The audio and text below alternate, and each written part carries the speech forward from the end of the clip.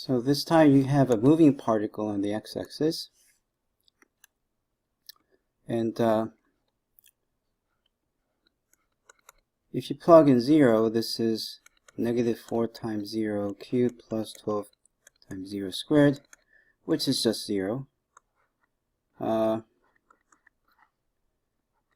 If you factor this as 4t squared times -t plus 3, you actually see that when x of 3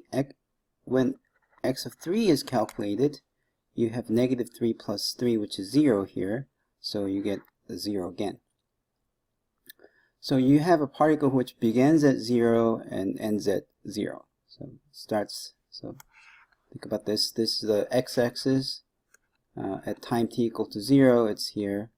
At time t equal to 1, if you plug in 1, it's 8. So it's somewhere here. It's like 8. So after 1 second, it's at 8. And then if you plug in 2, you're somewhere, and then at some point you come back. At time t equals to 3, you come back. Okay? So that's the kind of particle that's moving on this x-axis. Okay, A, find the time when the particle is farthest from the origin. Also find the distance from the origin at this time. Okay, so since it begins at 0 and ends at 0, it must be going somewhere here, and then it probably turns back at some point. So really the question is, when does it turn back? What is this time? And when something changes its direction, briefly, it has to go from a positive velocity to negative velocity. So right in between, the velocity must be 0. So if we want to find the maximum, we have to find the time when the velocity is equal to 0. So the velocity is the derivative of the x, which is -12t squared plus 24t, which can be factored as 12t times -t plus 2. So you have either t equals to 0 or t equals to 2. But in this domain, 0 to 3, 0 is a boundary point, so it's not one of the critical values. So t equals to 2 is the only critical number that we're interested in. So at time t equals to 2, that's when it's going to change its direction. Okay. Now, to know where that particle is at time t equals to 2, we better plug in 2 to figure out what it is. -4 times 2 cubed plus 12 times 2 squared. And that's 8 times 4, -32, plus 4 times 12, that's 48, so that's equal to 16. So 16 is the place it is when t is equals to 2. So it goes all the way to 16 and comes back at time t equals to 3. So time t equals to 0 here, time t equals to 1 here, time t equals to 2 here, and time t equals to 3 comes back. Okay, so that's the answer to A. So part A, you have t equals to 2 and also 16. Okay. Now for part B, it's the average velocity between t equal to 0 to t equals to 3. What is the average velocity? It's the displacement over time. But if you look at where this particle is at time t equals to 3 and time t equals to 0, they're both at the same point, right? What's the displacement then? There's no displacement. It didn't move at all. It came back to the same place. And the time it took was 3t equals to 3. So it's just 0. Okay. In other words, whenever you're looking for average velocity, where you started at one place and came back to the same place, your velocity will be equal to 0. Now, what about the average speed? Now, a lot of people have a misunderstanding that the average speed is just the absolute value of the average velocity, but that is not right. It's only true if you are talking about instantaneous. So instantaneous speed is the instantaneous velocity without its sign. So, or another way to say it is that instantaneous velocity is a vector, and instantaneous speed is the scalar or the magnitude of the vector. That's how it works. Okay, so let's see. You have find the average speed between t equals to 0 to 3. All right, so the proper definition of average speed is distance traveled divided by the time it took. So it took 3 seconds or whatever. There's a unit here, so it's just some 3 seconds, 3 minutes, whatever. Okay. What is the distance traveled? Well, it went from 0 to 16 and came back, right? The only turning point was 16. Otherwise, if there were any other turning point, we would have had v equal to 0 at all those turning points, but we only have one turning point. Okay. So we know that it went 16 that way, and another 16 was traveled. So the particle moved a total distance of 32 distance. Okay, say it's in meters, so it's in 32 meters per 3 seconds or something. In that case, it's 32 divided by 3. Okay. Now find the antiderivative of the function f of x 3x minus 1 over x squared. To solve this question, you need the formula, the power rule, which says you add 1 to the exponent and put the reciprocal of that in front, plus c. That's the power rule. So let's apply that. Integration of 3x minus 1 over x squared. Integration means the antiderivative. We know that the integral is linear, so when you're finding antiderivative, you can split the question in this format, term by term. And then x itself is x to the first power, so this n is 1. Therefore, you add 1 to 1, which is 2, put the reciprocal of that, which is 1 over 2. So that's what you get for the integral of the first part.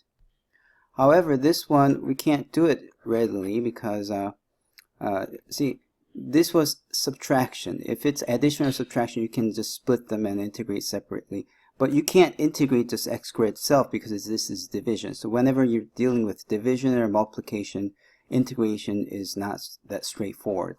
Okay, and it's the same story just like differentiation. In differentiation, you can split this. There's a linearity property, but when it comes to handling fractions or products, you have to use quotient rule or product rule.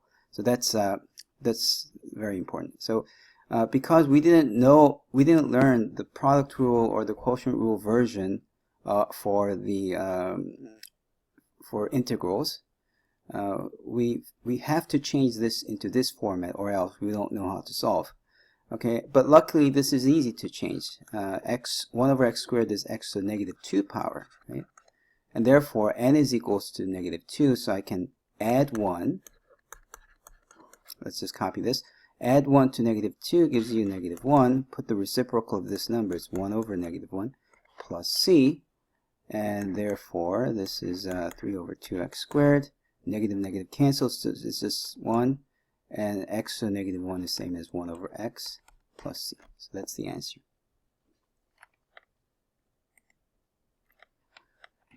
Okay, another integration question. So this one is integral 4 times integral of cosine of x dx, 9 times integral of sine x dx, and minus integral of secant of x tangent of x dx. Okay. Now, what differentiates to cosine? That's the question, right? What differentiates to cosine? And we know that sine differentiates to cosine. So this integral must be for sine x. To do this, now the question is what differentiates to sine? It's tempting to just say cosine x, but that wouldn't make it work because cosine differentiates to negative sine x. So in order to handle that negative, I need a minus here. So it should be minus cosine of x. Okay, you can check that if you differentiate this, you get exactly 9 sine x. Okay, then the next question is what differentiates to secant of x tangent of x? This is something that you just have to memorize. You probably remember that secant of x differentiates to secant x tangent x. Okay, so the antiderivative of this is secant of x and then you put the constant, integration constant. So that's the answer. Find the function f of x that satisfies this. Okay.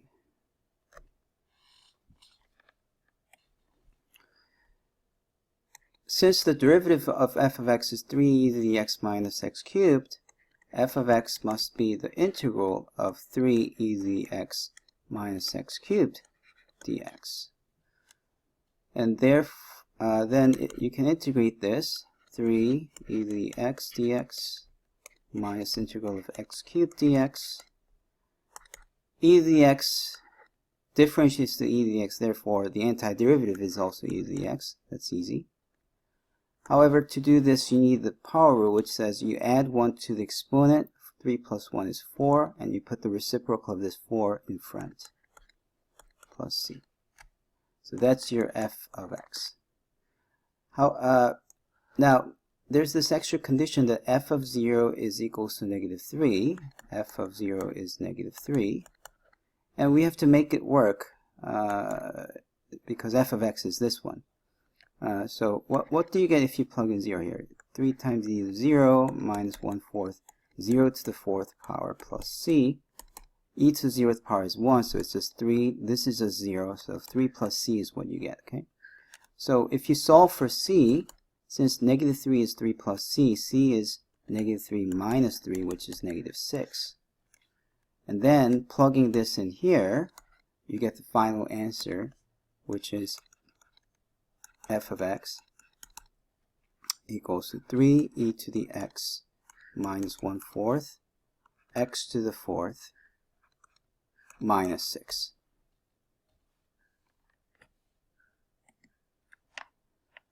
Okay, this is a numerical verification of evaluation of limits question. It's basically just plugging into calculator to see where it goes closer and closer to. Okay, to save time, I just have already calculated everything on a separate piece of paper. I'm just going to copy it. If you plug in negative 1 to this, you're going to get negative 1176.42. Now, one thing that you have to be really careful is that you need this to be in radian mode. If you have your calculator in degree mode, then you're not going to get this number, and you're going to get the answer wrong. If you plug in negative 0.1, you're going to get 66.55. And if you plug in negative 0.01, you're going to get 56.09. Okay. And the other side happens to give you the exact same value. So this is symmetric with respect to 0. There's a technical word for this. It's called the even function. This is an even function, but that's not too important at this point. Okay, so what's really important here is where are these numbers getting closer and closer to? Okay, what is this number getting closer and closer to? And the problem is with just these three, it's hard to determine whether it's just going to get closer to 56.056, or maybe it's going down, so maybe it's 40. We don't know. So to be safer, you should probably evaluate for negative 0.001, in which case you're going to get 56.009. And to be even more safe, you can plug in negative 0.0001. In that case, you get 56.0009. And at this point, you kind of see where this is getting closer and closer to. So both right limit and the left limit is getting closer to 56, because this is almost nothing, right?